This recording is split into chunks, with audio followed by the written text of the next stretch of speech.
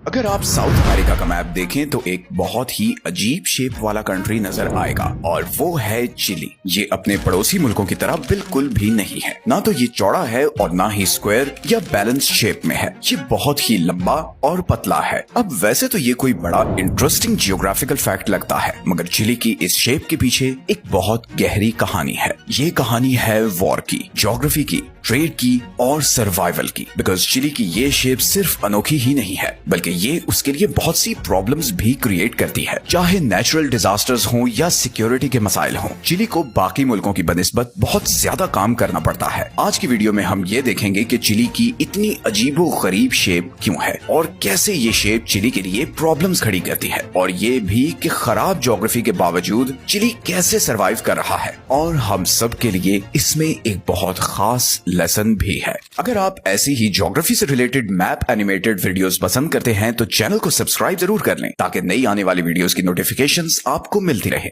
Chilli की shape शुरू से ही ऐसी अजीब नहीं थी, बल्कि इस शेप के पीछे चिली की ज्योग्राफी और हिस्ट्री का बहुत बड़ा हाथ है। सदियों पहले जब चिली नाम का कोई मुल्क नहीं था, तब इस तंग सी जमीन पर मुख्तलिफ कबीले रहते थे। नॉर्थ में अटाकामेनियोस और इमाराज रहते थे, जबकि साउथ में मपूचे नाम की एक जंगजू कौम रहती थी। फिर 15वीं सेंचुरी में स्पेनिश एम्पायर यहाँ सोने की तलाश में आई। अब यहाँ पर मैक्सिको या पेरू की तरह कोई सिविलाइजेशन तो थी नहीं, बल्कि यहाँ पर तो सख्त पहाड़ी इलाका और खुश्क रेगिस्तान थे। और एक ऐसी जंगजू कौम थी जो किसी भी तरह हार मानने को तैयार नहीं थी। तो स्पेनिश एम्पायर को यहाँ कब्जा करते हुए बहुत मुश्किल हुई। चिली जब 1818 में स्पेनिश एम्पायर से आजाद हुआ तो वो बिल्कुल छोटा सा मुल्क था, जो आज के सेंटियागो और वॉल्परीजो तक फैला हुआ था। लेकिन फिर सन 1800 में चिली नॉर्थ और साउथ दोनों तरफ तेजी से फैलने लगा। चिली ने जब नॉर्दर्न साइड पर कब्जा करने की कोशिश की तो वॉर ऑफ द पैसिफिक के दौरान उसे पेरू और बोलिविया दोनों से लड़ना पड़ा। जब ये जंग खत्म हुई तो चिली ने बहुत सारे इलाके पर कब्जा कर लिया था, जबकि बोलिविया के हाथ से उसकी सारी कोस्ट लाइन निकल गई थी और वो एक लैंड लॉक्ड कंट्री बन चुका था। ये जीत चिली के लिए बहुत बड़ी थी, क्योंकि न सिर्फ उसके कंट्रोल में बहुत से नेचुरल रिसोर्सेज आ गए थे, बल्कि उसका बॉर्डर 500 किलोमीटर तक आगे चला गया था। और यूं चिली और भी लंबा और पतला मुल्क बन गया था। इसी तरह इधर साउथ